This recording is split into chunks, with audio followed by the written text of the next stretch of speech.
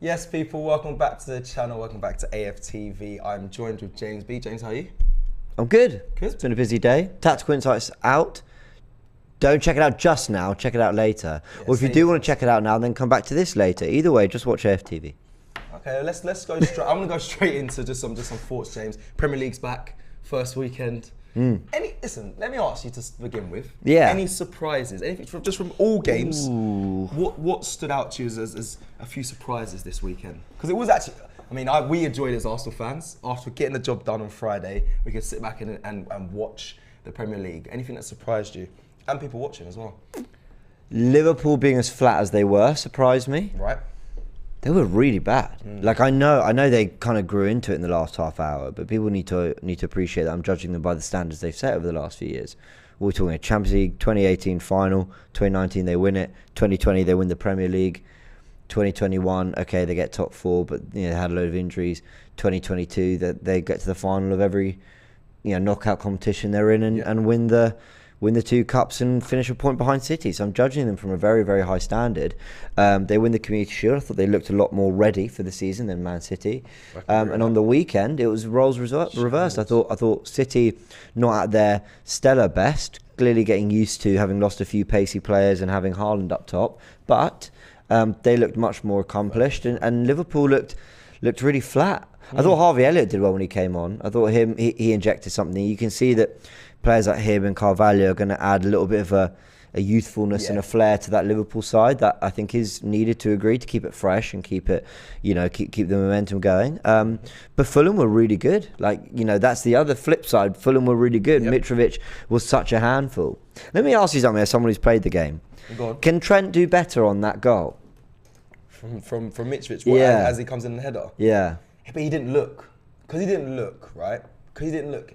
When you're a player and he's defending, because he didn't see the player come in, he just thinks, this is a clear header for me. Because he didn't see the player running onto him, and from my opinion, Mitrovic is always going to win that, because he had a full-on run-up, full-on time to be able to time the jump and get above him. I don't think you can stop that so easily. If you saw him coming and he ran onto it, Trent, to defend it, yes. But the way he was, his body position, and with Mitrovic coming onto him, there was only one winner. There was only going to be one winner. I think it's one of those for me, I'll always say there are certain things that whatever level of football you can kind of, what's the word? You can kind of put yourself in that situation, though at a much lower level, if that makes sense. Yeah. And there's certain things that I just well and truly have never, ever experienced at any level of football. And one of them is being a right back and having an absolute towering centre forward, come crashing down on you. So I have got no idea if he could have done a lot more. But he also didn't really look like he did anything. Was it a surprise to you Mitrovic doing so well? Because all the talk before was he can do it in the Championship. I think he's a good player. Yeah. I don't... Listen, in Newcastle it didn't work, but I think he showed flashes of it there.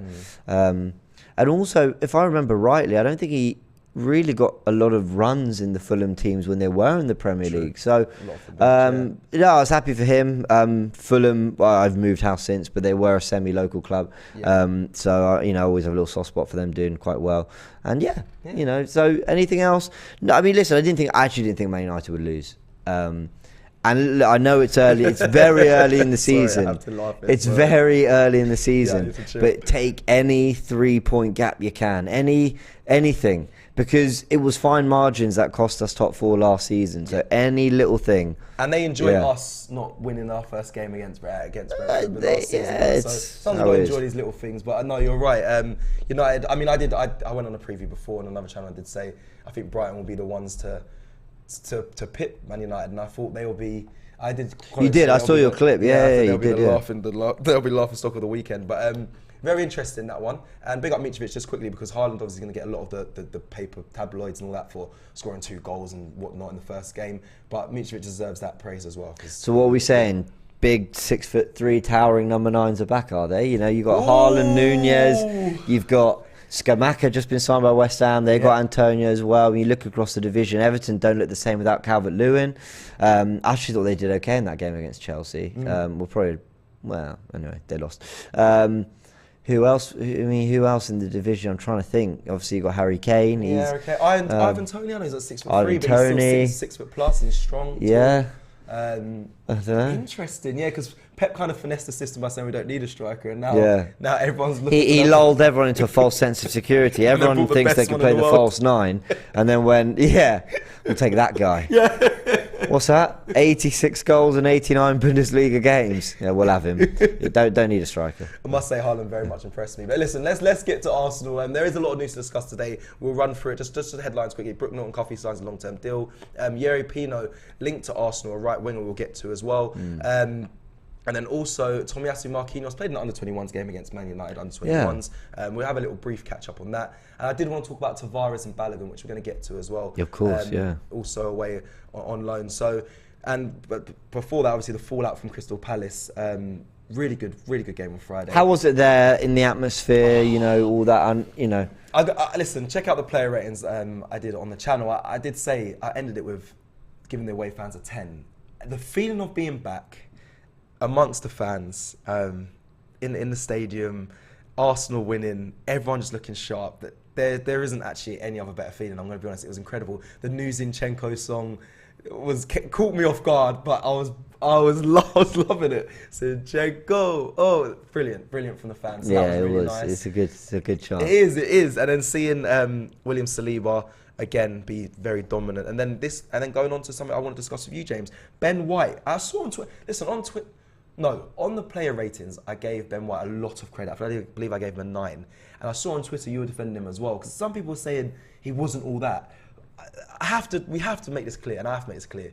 He was very, very good. To have Zaha for the full 90 and the way he dealt with them, the concentration levels he possessed. Yes, William Saliba at times covered round him, but what he had to do as right back out of position, have to give him his flowers. And it kind of does bode the question, once Tomiyasu is fit, what does Arteta do? I think that would be a really good topic to discuss, and people, the fans, if Tomiyasu is fit, obviously he played 45 minutes against Man United under 21s, does he go straight back in, or does he have to wait his turn? Because Ben White, I think, like I said, had a really good game. Yeah, I will say, in terms of me giving my opinion, I've well and truly flogged this dead horse. Okay. As in apologies. No.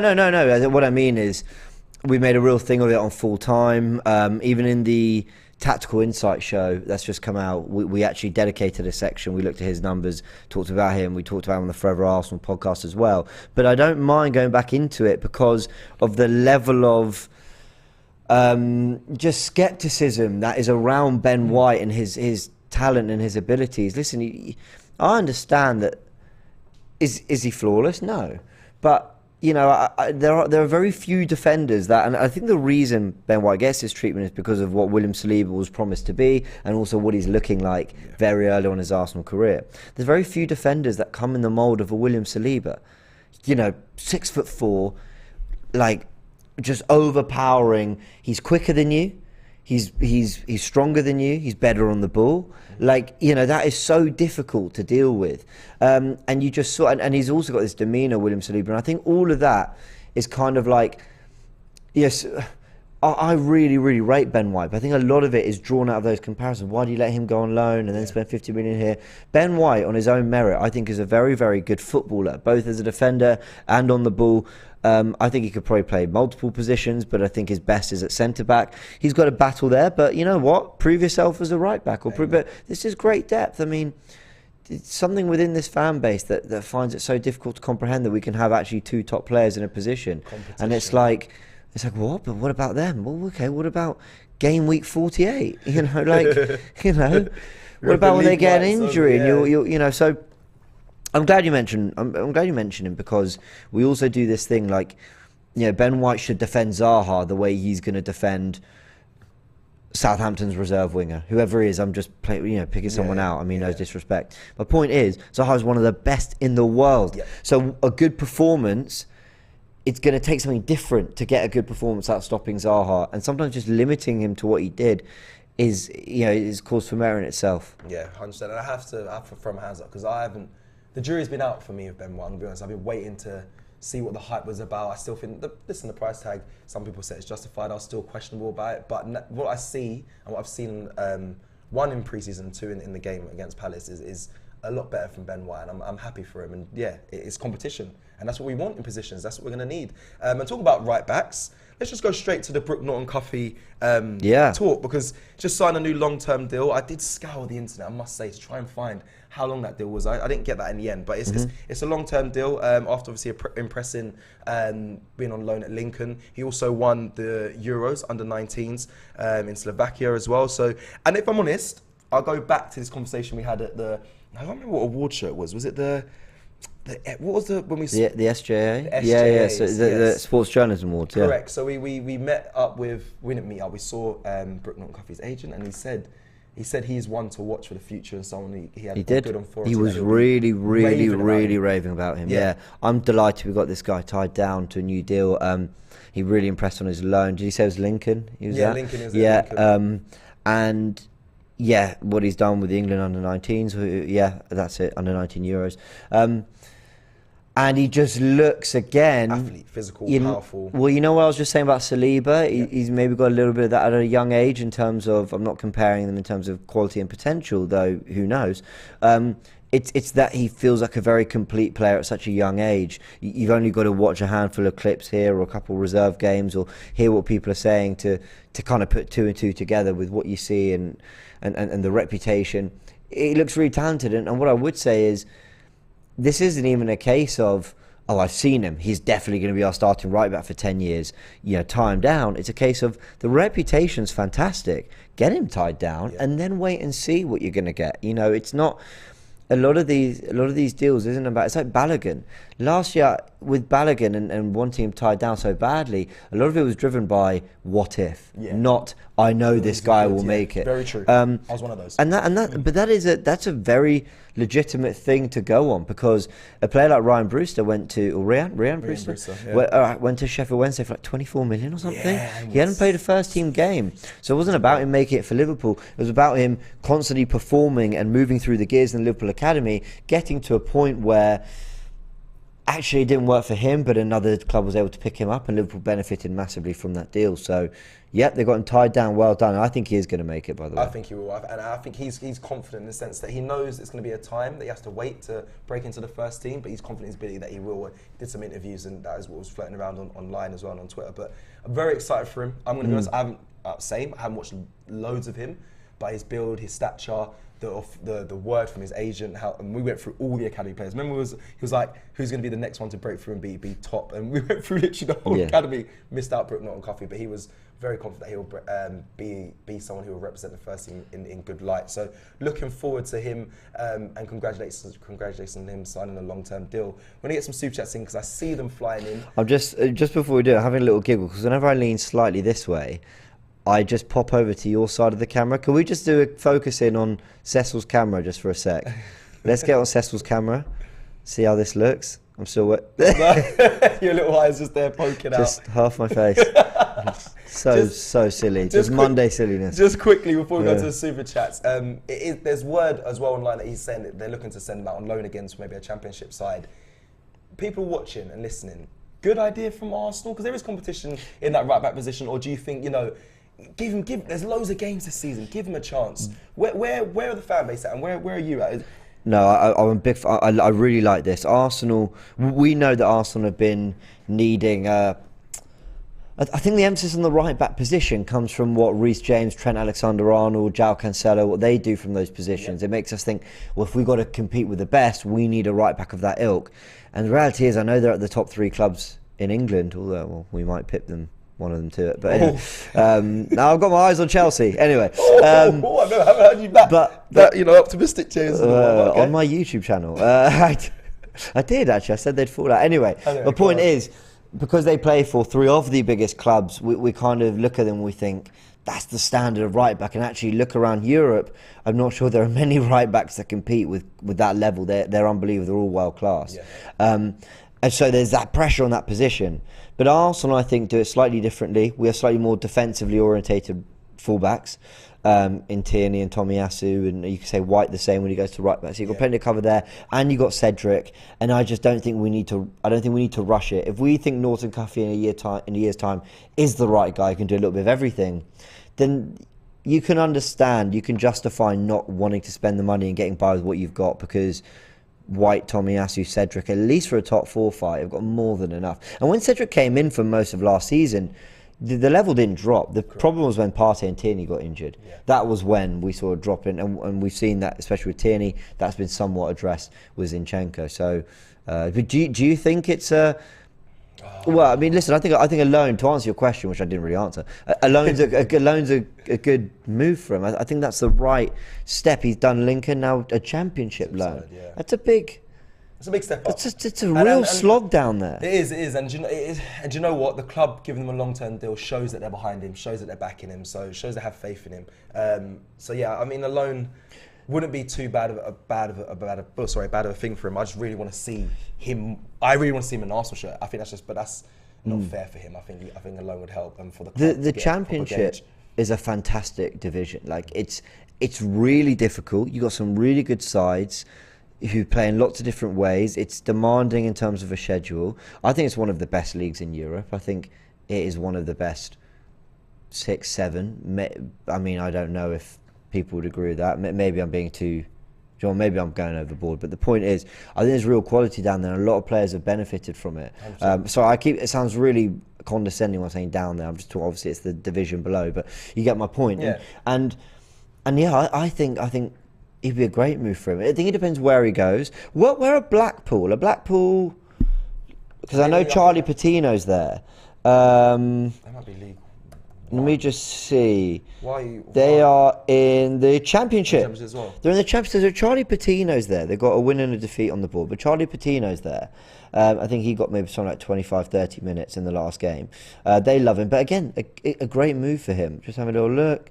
Charlie Patino. They really changed their tune because a couple... Not even there. What the hell's really going on? Let me find out. Blackpool. So for them, them in the Championship, very good. Listen, Championship is a quality level. Obviously, there's a lot of players and ex-players always speak about, you have a few more chances. Came on against Stoke. Apologies. You don't get punished as much when it comes to other teams attacking, but there's plenty of fast-paced football, good levels.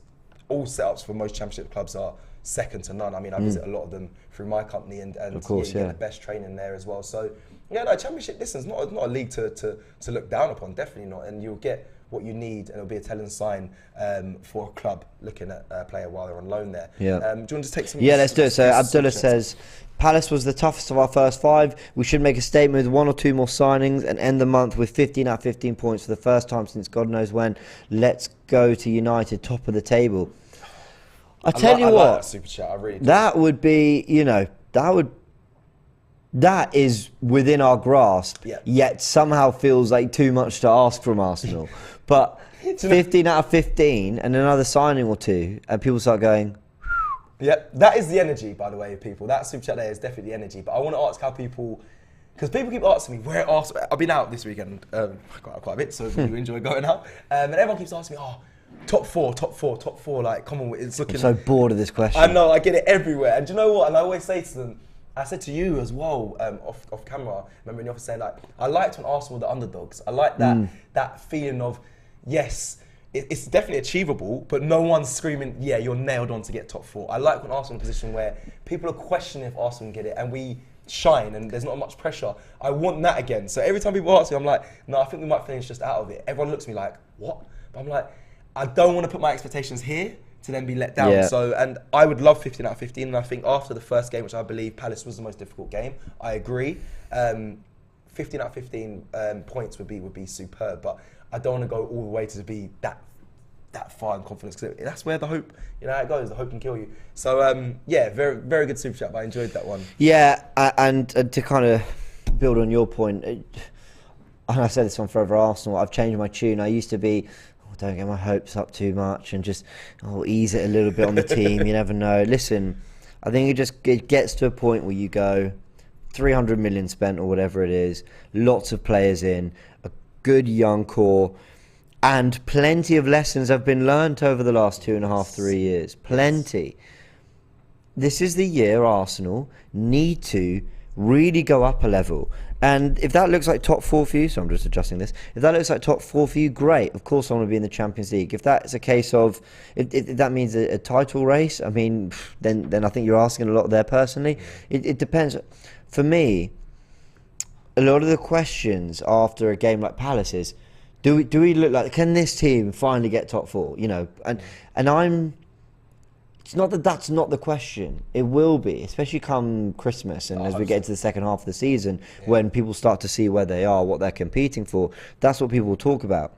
But in my opinion, I just want to see more goals being scored, more clean sheets being kept, less defeats. And listen, that will then get us to top 4. But I almost don't want to see us like get 2 more points this season than last season.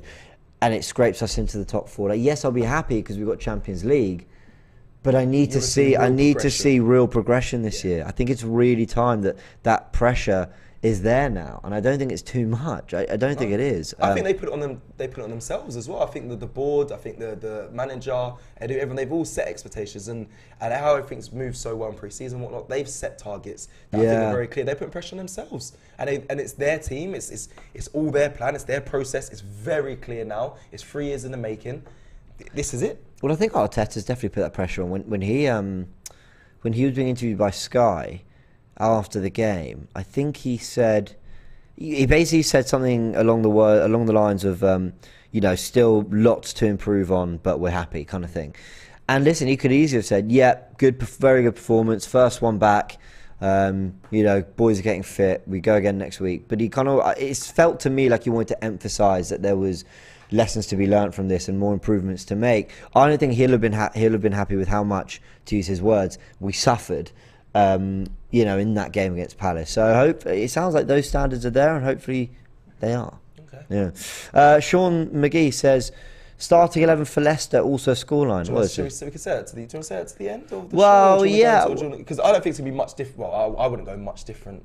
To be blunt, same 11 for me. And if we're struggling for a goal or we're lacking some fluidity, then you get Tierney on, moves Zinchenko into midfield for Xhaka. That's the only, but otherwise, it's the same team. They did very well. 2-1 to Arsenal, I want to go with. I need to really go through that all, but 2-1 for me, scoreline to Arsenal. I was thinking something similar. I think people think this is going to be quite emphatic, and I don't think it is. No. Not this early in the season. No. But yeah, I was going to go for a similar thing. Okay. So there's the evidence when Lee judges claims that I'm copying him on Forever Arsenal. Shress says, loved welcome to... Oh, he says he loved the welcome to the Premier League match for Erik ten Hag. It's scary how competitive each Premier League team has become. Athleticism size plays a big factor in the Premier League. Imagine Alessandro Martinez versus Saliba. Shrest, exactly. Which is why, for all the expectations, it's why there's a reluctance to go overboard. Like, we've got to beat Palace. We must beat them. Oh, well, Eze, Olise, Edouard, all these players, good Zaha, like some real ballers in there. But yeah, anyway, I was going to say Conor Gallagher, he's not there anymore. But again, another top player. Look at Anderson. What is it? Baller. Look at that guy. Bro, they had a good team. They had a good team. He's just spraying passes all day. Just there you go, pinpoint, accurate. Just deal with this again, please. Here you go. Anyway, Paul says we've been crying out for top quality centre backs for years. I'm glad. I've lost it. I'm glad we've got an overall quality and depth in our defence for this season. I've lost it again. Let's start this all again because it was an absolute shambles. Paul, apologies. We've been crying out for top quality centre backs for years. I'm glad it's trying to run away from me. So why is it doing this? Monday people. I know. We've been crying out for top quality centre backs for years. I'm glad we've got an overall quality depth in our defence for this season and competition for places. I made it. There we go. Is there full-on depth? There's definitely a strong two, solid two, strong, very strong depth. We looking at because now Ben White's playing right back. You go to holding if one's out. This is actually. I think we've got great depth in defence now. Listen, once everyone's fit. Maybe in terms of raw numbers, we don't have sort of two players in every position. But what we've got is, you kind of got Cedric, who's different to Tomiyasu, but White, who can do more of what Tomiyasu does. But then you've also got White as a centre back, Saliba, Gabriel. Holding is, I think, a perfectly adequate third or fourth in a squad. I mean, I think. I don't want to be rude. I like Rob Holding, but I think you can just see that there's a gap between where he is and where Saliba, Gabriel and White are. But sometimes when you play with them, your level rises to it. I remember Joel Matip, who is class act. When he first arrived at Liverpool, it wasn't. I think he actually made a good start. But actually, if I'm right, Liverpool fans will let me know. I think for the next year, I don't think the rave reviews were necessarily there. But look what happened when Gomez had some time out. He comes into the team, and you think, oh, but Gomez, Van Dijk, they've got this thing. Matip raised his level. I'm not saying we're going to get that from Rob Holding. I'm just saying sometimes partners can elevate your level. Yeah. But I think we've got great depth there. Zinchenko, Tierney. I think what you said as well. Feel good about it. It's different types of players as well in positions. So Rob Holding's a completely different centre back to, I don't know, to say to a Saliba or to a Gabriel. So it's good to have differences as long as their differences are very strong and their strengths are very strong in comparison to the other. Let's go and so we've got Travis. Do you know what this means? I don't know. I feel like I should understand the reference. Papa D and Shah. And Shara rolling meatballs, loving the show. Thank you for loving the show. Thank you for loving the show. About the other stuff. Am I Papa D or am I Shara? He's talking about us? I'm assuming so. No. I don't know. I have no idea. Nor do I. Rolling meatballs.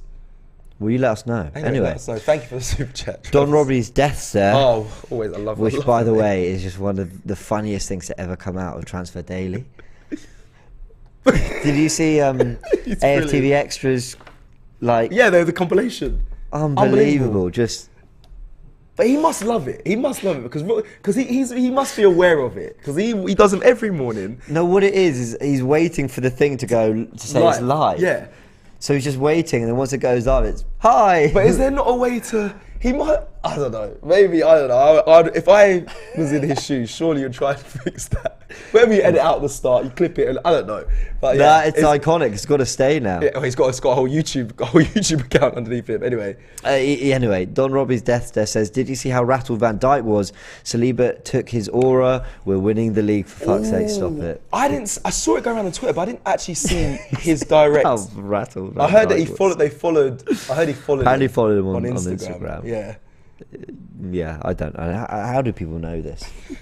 No, see, how do people know this? Because is there someone who's constantly refreshing James, who Van Dijk follows on Instagram? I don't or know. Did they go and check, see that he followed him, and maybe 6 months ago he didn't follow him, and so he's like, oh my god, he's followed him now. Nothing surprises me. I've no idea. Formations, tracking planes, license plates, zooming in on estate agents' homes, players' homes from estate agent websites. However they do, they're doing it, and it's out there. And football fans can be crazy at times. That's just how it goes. Anyway, Paddy's following him. But listen, it might be a way you found. Anyway, we're half an hour into the show. We've not even talked about the main news. We're getting to it. Sorry, super chats. Thank you everyone for sending super chats in as well. Thank you very much, and all the other comments. I saw someone was asking about what I did on Sky. But anyway. Someone did actually ask that. I wasn't just. I was going to say that is. I was about to look at him like, is this guy really doing this? Someone just Sky, is it? Let's talk. Here we go. See, Alderus. Told you. Thank you, Alderus. Wait, before you say it, don't let James convince you that he hasn't changed since being on Sky. He got a car into work the other day, a taxi. Like, he's completely changed that. He's changed the whole lifestyle. He's got new trainers, everything. He's giving more demands to Robbie. He's like, Robbie, I need this. Hey, I've got super glued glasses right now. They're super glued together because I broke them and I'm not paying for any more. After I already lost another pair a year ago. He even said to Graham this morning, Graham, you need to address me as Sky Sports James. No, because people run away with that now. Alderus. I just want to say thank you because it's a very kind comment. They had me on to do just to chat about the transfers. That was all. But thank you. Brilliant. Erhard says we're okay at right back. We need a winger and a central midfielder. I agree with that. Someone's Anish has said Pedro Neto. I think this is one that Arsenal fans are manifesting, though. I would love. Maxence Kakare mentioned by Vetiwira. Well, he'll be the fourth. That'll be the fourth player from Lyon in midfield that we've looked to address this problem. So I started with Hussam Aouar. Bruno Guimaraes, Lucas Paqueta and Maxence Kakare. Basically just sign the midfield, will be all right. Jason Mondesir says, the Cecil and James partnership is undefeated. Have you heard about how Patino did this weekend? Yeah, I don't know, you might have sent that in before we mentioned it, but yeah, he made a decent start apparently. Blackpool fans have already got a chant for him. We have three right backs. He needs a loan, Cecil. Oh, and he's called you You Doyle. A Doyle. I don't know what that means. I mean, I don't know what that is either. I know Doyle from Liverpool, but yeah, mad. Doyle, okay. Thank you, Kevin. Says, love Cecil and James show. Always watch when I can. Thank you, Kevin. Really appreciate it. And Paul obviously asks, did you see Tielemans yesterday? What a baller. Yeah, some of the stuff was just... It was good. He was playing, I said to you this morning, he was playing a lot of the right centre-back. I know centre-mid, position. Was getting high up the field, but it's... Yeah, I would like to see him on the left side higher up the field. I know he can be versatile in that, but it'll be interesting to see that. Again, Obi-Wab Jabroni with a super chat says, is Tielemans better all round than Xhaka? That was right? Yeah, no. I'm just laughing at some of the comments. Carry on. All round than Xhaka. For me, yes, but I don't think... No, there is definitely... They're two different players in a sense. There is a gap there, but I'm not on the one to overhype in Tielemans. I think we are, personally. But yeah, I'm not saying... He's masses better, but he's definitely more agile, more of a better on the ball, and he'll give more to this Arsenal than I believe Xhaka does, in my opinion. We definitely need to find a Xhaka replacement. But no offense to Xhaka, I think Xhaka came off the back of the ends last season very well, playing high up the field. But yeah, we also need goals from midfield. I want to highlight this with you, actually. We need more goals from midfield this season. I think that's something we really need to be working on. I think Arteta needs to get in the training ground and make sure that is the case, whether that's from Partey, Odegaard, or Xhaka. I mean, Odegaard, I said this in, I don't remember what show it was, but I said as soon as he adds goals to his game, he's going to be one of the complete midfielders. And that showed against Palace. That time when he received the ball and took the extra touch. I went mad I think the whole stands went mad, actually, but I was so frustrated because he could have taken it first time, either slotted it right or left, took the extra touch, the gap closed, and he tried to pass it. And I know players like that, they want to guarantee a goal, or they are very much assist-based, but come on, Odegaard, he has the ability to. I've seen him strike a ball, it just needs to add that to his game. Scored at Old Trafford with a lovely right-footed finish. There you go, just needs to add more of it. Marginal Man says, I always wanted Zaha at Arsenal. Alistair then says, Patino did what Patino does, control midfield like a master. Sorry, you read this one. Is Tielemans better all round than Xhaka? Personally, yes, but I don't want to go in. I don't want to say much on Xhaka. I thought he was excellent the other day, and it feels like every time we're talking about him, there's a but this, but that. You know, he was great. We know Arsenal need to upgrade and add depth in a lot of positions, and whether we get someone in or not, he'll have a big part to play this season. Chaitanya says, no, Cecil, if we win our next 15 points from 5 games, this will have massive impact at the end of the season. Winnable game. What is he saying no, Cecil, to? I know that. No idea.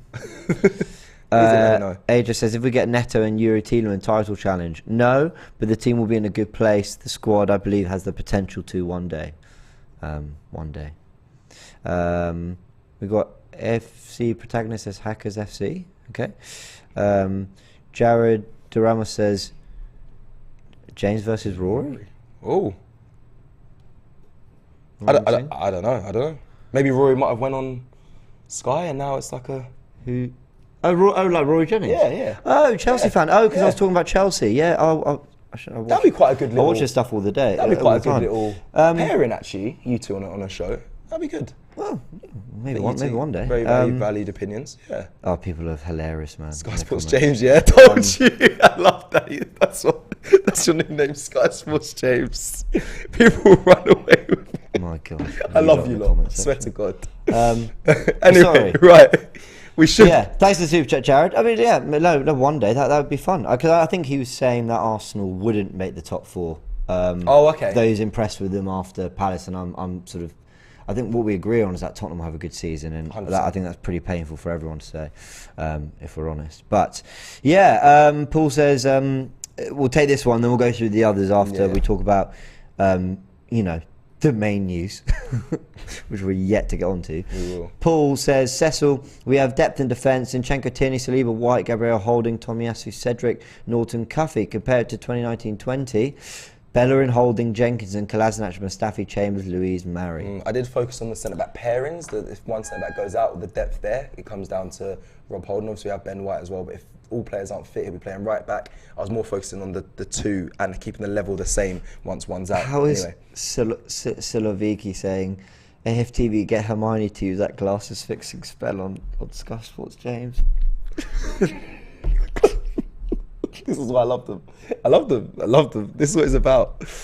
Big up Sky Sports James and the glasses face. Read this one. Grumpy Dot says, Sky Sports James, thank you for taking time appearing on AFTV. Told you, it's completely changed. You guys. Brilliant. This is what is there. You guys. Love it. You are way too witty. Love it. Rabadam from Super Chat says, Manchester United makes me so happy these days. That's why I had to have a little giggle. I can't lie. Yeah. You can't. Listen, it's the first game of the Premier League, but we can have a little giggle. Got to enjoy these moments. And then if you can carry on with it. Actually, we're going to move on. Let's get through to the news. Let's do it. I think it's time. It's time we tackle the Pino news. It is. We're gonna run through the Pino news that we've been linked to him and a potential bid. But let me just quickly highlight Tomiyasu and Marquinhos played an under-21s game against Man United under-21s. They won 3-1.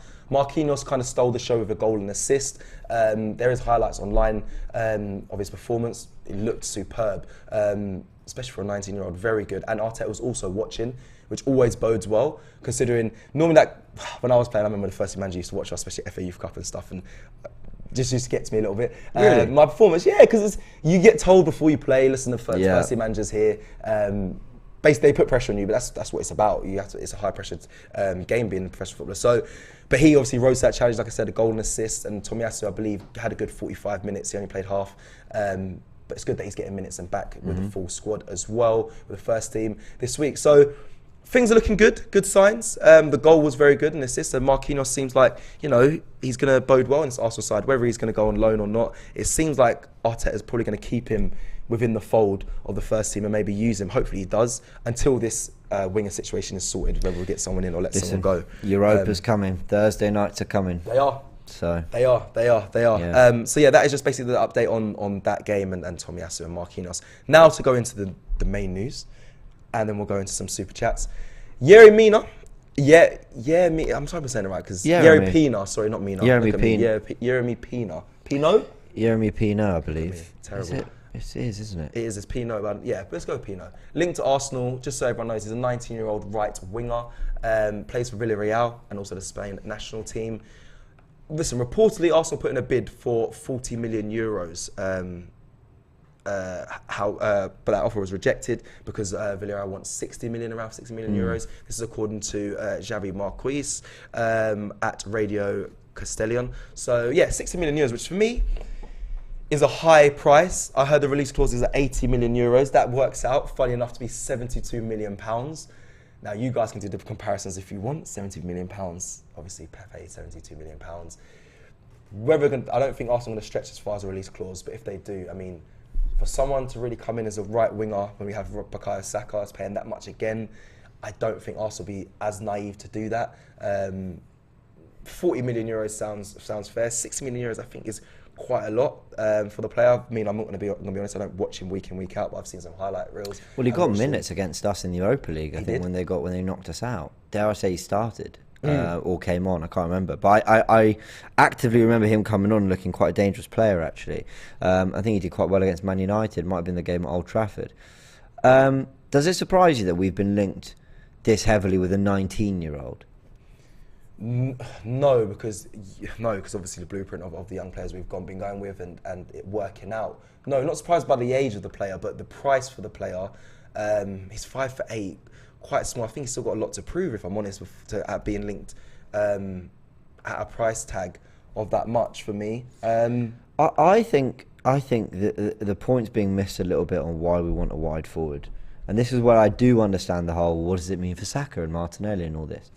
If we're going to go and spend money on another, call it a wide forward, someone who can maybe play up front but really is going to play right or left, if we're going to spend that big money, because it's going to cost big money to get in the kind of quality we want, then I think there's got to be that sense of that Gabriel Jesus-ness of the signing, in that he's been there and done it to a degree. Yeah. This is another challenge. They're a good age where their best is still to come, but they're still younger.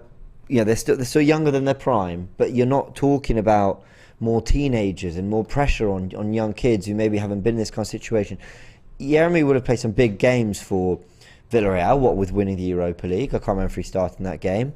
And some Champions League appearances as well. Absolutely, he would have played some big games. But we need someone who is going to come in. It's why I love the Rafinha deal.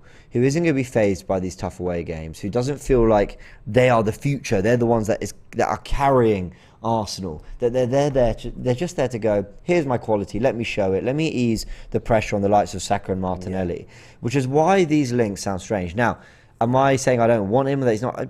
Listen, I really have trusted Arteta and Edu's recruitment policy recently. I really like what they've been doing. Fabio Vieira, I don't quite know where he fits, but I can't wait to see him, and I'm excited about it. Yeah. And I'd be excited about this one, but I think there's just got to be a little bit more, what's the word? Clarity in what we want from this wide player, I think is what I'd say. And for me, it's experience. I like a proven goal threat. I really like what you touched on there. It's a player profile that Arsenal are going for. It isn't, for me. You're right. It does put a question mark on it, because you want a player that Saka can kind of look to and have high regards and high respect for, to say that's his competition. And yes, we want competition in that position. But again, getting another 19-year-old, what you just said there about having pressure on them to fulfill the needs of us as fans and the squad. I don't really want to see that. I'm going to be honest. I want a different style of profile of winger. I want someone who's, I'm going to be honest, a Wilfried Zaha, potentially, like powerful, strong on the ball, can upset. I see the Rafinha, why you like Rafinha so much, actually. I wasn't really sold with the Rafinha links, but there is definitely players out there that can come in and offer something different for probably around that sort of price tag, and not be a disruption. So yeah, no, I hear what you're saying. Well, it's just a case of, so is he ready to be the difference for us now? That's, I think, my question. Now, people who are watching week in, week out might go, listen, this guy's absolute class, bring him in, even at 19, brilliant. Okay, cool, then do it.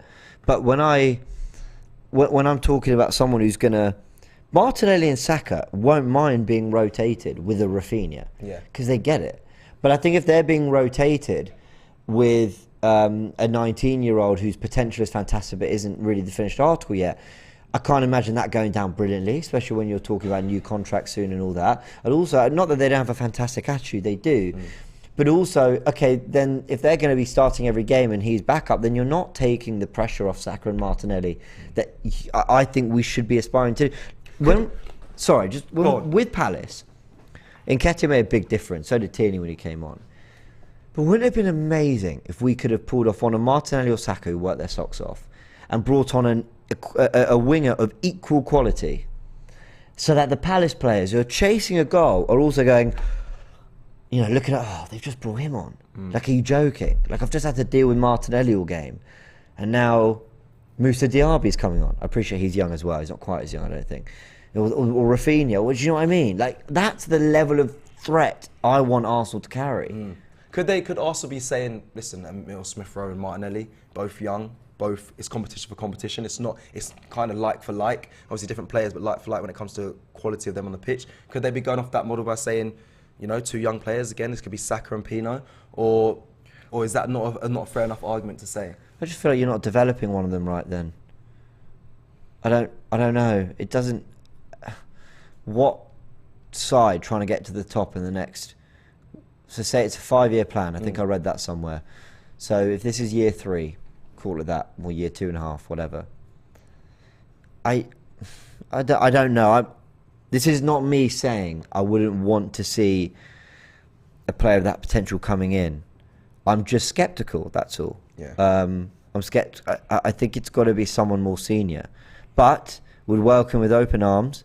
And maybe I'm wrong. Maybe there's something brilliant in having 2 youngsters, because you can play them all both the right amount they need really that season without either really complaining about game time. Maybe that's the. Do you think this is why? I know it's not going to happen now, but Gnabry would have made sense in that position, because he's someone that knows Arsenal. I think Saka could look to and he's the perfect. Yeah. He's the perfect player. It's a shame. It always fell out of our reach without Champions League football, but he's the perfect candidate. Yeah. Because he can play up front as well. Right, so, that's why I wanted to highlight that. But anyway, Villarreal just reported Villarreal want Lo Celso as well. To get him, we'll have to sell a key player like Pino. Villarreal are happy to sell Pino, but the player is happy to stay. These reports I read today. So Arsenal must convince him to sign. So that's kind of where we're at with that. And of course he's happy. He starts there, as far as I'm aware, and he's developing really well. And He's young. Yep. So this, I'd They're be a really successful side as surprised. I would be really surprised if this kicks on much more. Okay. Personally, let's go through these. So Nolan says, "What do you guys think of the way Pep played with the outside backs this weekend? Do you think Arteta has something like that in his bag?" Cheers from Chicago. I think they both do the exact same thing with their fullbacks. They want them to come really deep, really inside. Cancelo was moving really central. Crazy though. Like I saw him everywhere. Yeah, absolutely everywhere on the pitch and getting. I was noticing Walker more than Cancelo, but yeah. Serious? Well, I had one eye on another game. Okay, Walker defensively, yes, but Cancelo was just playing. I'd love to go in for a week at their training and just see what he tells Cancelo and his positional play, because like I said, he was in the midfield. He was everywhere. I'd love to interview an unfiltered Pep Guardiola. Oh, that would be. Do you know what I mean? Listen, nothing leaves this room, Pep. Just tell me what you honestly think about all these things. Yeah. What do you see? Like how? Yeah. One of them being how he came up with the fullbacks thing. One of them being about players he's let go. One of them being about players he doesn't rate. Players on the opposition he targets. How do you maintain the hunger? I think all these things with these players. How do you keep? Yeah. How do you keep? I think him over. I'd love to. You'd love to go for like a drink with Jurgen Klopp. Probably seems quite fun. Yeah, good. But with Pep, and I think Arteta is more similar in that sense. It's you do such specific things on a football pitch. Why? Methodical stuff you want to talk about. Why? Yeah. I'd love to know. But anyway, that's just me. Yeah, I'm obviously interested in all that side of the game. Priyank says, what's the status of Saka and Saliba's contract? If they don't sign this year, it's an Ozil Sanchez situation all over again. Yeah, I hear you. You read that very well. Yep. Considering, yeah. I think once the end of the transfer window is upon us, that will be the discussion, and you'll hear it everywhere. Hopefully, we're playing well enough that it doesn't feel like a stress. With the Sanchez Ozil ones, Arsenal weren't playing great, so it was just constant like, will they sign? Will they sign? Will they sign? And it also feels like Saliba does really want to be here at Arsenal Football Club. From what you've just seen in the general feel and aura and the things I've seen online on socials, like, it seems like he wants to stay and prove himself here. And he, I thought about this. That guy gives me nothing in terms of just like, he's just so cold and cool and chill. Saliba, you're talking about? Saliba, yeah. I feel like yeah. When he's put this massive tackle on Zaha and just got up like it was nothing. Yeah, I'd be pulling my shirt off. But put yourself in Saliba's shoes. You're now playing in the Premier League as a centre back who's realistically first choice now, because he's proven himself, in my opinion. For me personally, I'm sure the fan base are on side of him keeping his position. As the first choice centre back, playing in a league where Haaland, one of the best strikers in the world, is playing in. You've got Ronaldo. Yes, of course, it's not going great at United, but he's in this league. You've got lots of Kevin De Bruyne. You've got big players. You've got even on the weekend, Wilfried Zaha's a tricky player, but you have huge talent in this Premier League. Probably the best league in the world, most people would say. A lot of competition for a young centre back. You're thriving at the opportunity of staying in it and progressing and making a name for yourself. And I think he relishes in that challenge. And yeah, I think that once a contract is offered, he'll be signing it. And if I was a centre back in his shoes, I'd be snatching the pen. Yeah, I think you're right. Tom says, I think Dewsbury Hall is better than Tielemans. Not for me. Probably a little bit more dynamic up and down in terms of energy, but I think Tielemans is still fantastic. Really underrated. Raleigh says, too many young wingers already, go for experience. I think that's where I'm with it, if I'm honest. What else have we got? Thank you for the super chats, everyone. It's a lot flying. Yeah, thank you. Abdullah says, if we get 15 out of 15, I'll send a £50 chat to celebrate with you guys. Love this club, love AFTV, Egyptian fan for 20 years, and have a good feeling about this year. You're a legend, Abdullah, but listen, I really hope you're right. Yeah, don't save your money, just do a super chat. It doesn't have to be that much, we'll sell it, because I'll be very happy. If we're 15 and 15, I need to not get carried away. Just join these streams and have a great time with us. Because I'll be probably dancing somewhere. Look at me, 15 over the first we'll 5 games. Take 15 out of 50. Turkish will be in the corner, screwing me, having a very screwed face. Let me just make sure to say that, because I said that, I was like, oh, that's a big pause. But yeah. Oh my word. We celebrate. Just move on to the next super chat. Count Troshula says, don't clip that. Says, Guys, what about Bellerin? Just power through.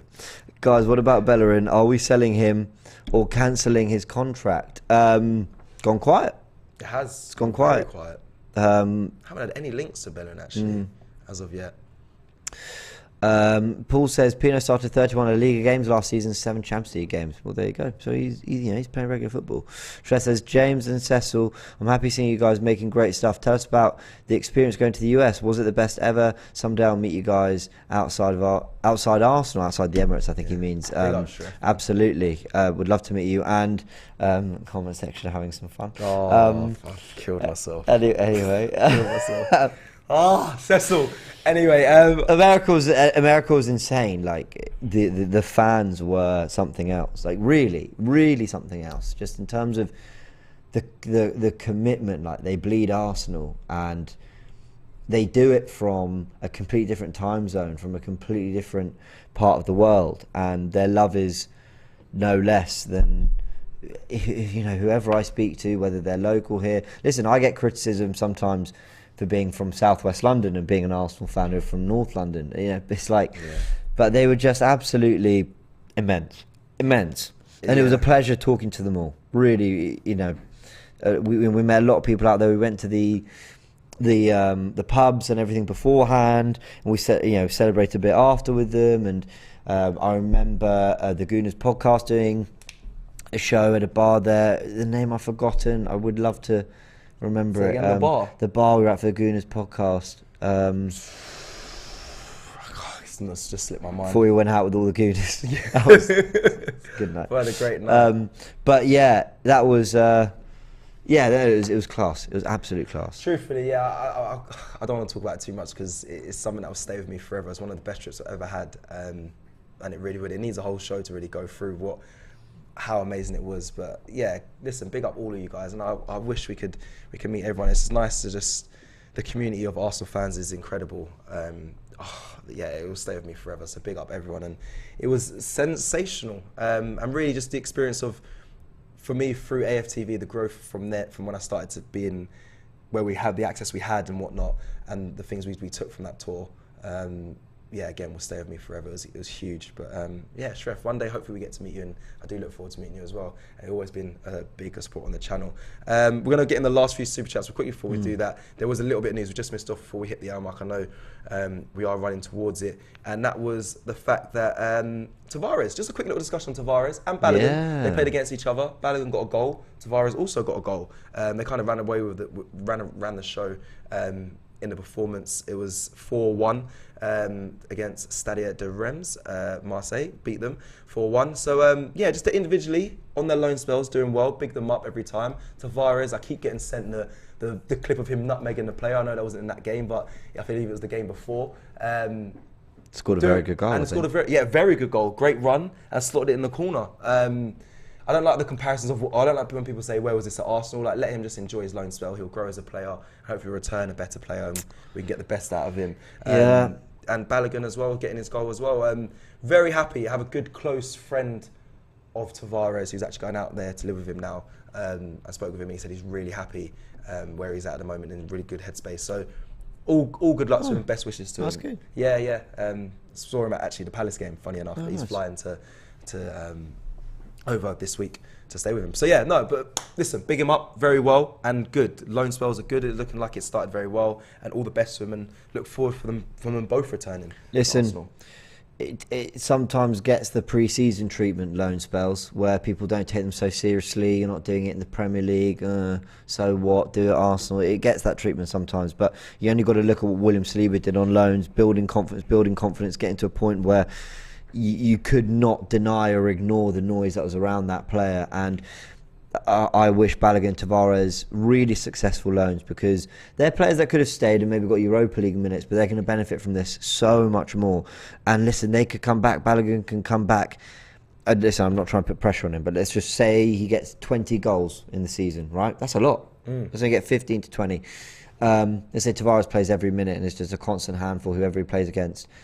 That can only be a good thing for Arsenal. Whether it's because they take it back and do it at Arsenal like Saliba is at the moment, or whether it's because their reputation, their value shoots up. And listen, unfortunately, football's a business, and sometimes you've got to think of that stuff. But yeah, go thrive. I think there's absolutely players in there.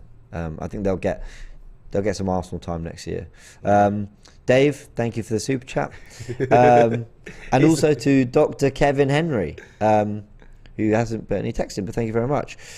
There was actually quickly, just some comments here. Zeeks12 says, Cecil, you should bring Edu to AFTV for a fan interview. There's a lot of things going on in the background. Hopefully soon that potentially might happen. But yeah, we want to. There's a lot going on. But yeah, we would love to do that. But yeah, just look out for potential things coming your way from AFTV. What else we got here? Paul. Go on. Paul says. We get 15 out of 15. I want to see Cecil, Turkish and Robbie do AFTV Samba. Even Frozen song from James would do. I'm never singing that song ever again. Not that I ever did, by the way. It makes it sound like I used to love Sing it. all the time. What a banger. No. Oh, banger. No, thanks. Do you want to do this? But I will be over the moon if Arsenal make a 15 out of 15 start. That would be good. And listen, the expectation should be there. Matic says, whereabouts you from in Southwest, broski? Kingston here. Hey, Kingston. Yeah, not far. Kingston, it's not too far from me either. Near Putney, Richmond, kind of in between that area. Yeah. That's where it used to be, right? I say that just because it's a small town that a lot of people don't know. But yeah, that's where I used to be. Now I'm Clapham, so a bit more. Yeah. Is that more, still southwest, isn't it? I'm so mad that you're giving out your location of. I suppose it doesn't really matter. I'm not giving the address out. Clapham's huge. Clapham is huge. James, Sky Sports James fan just in the middle Stop of this right now.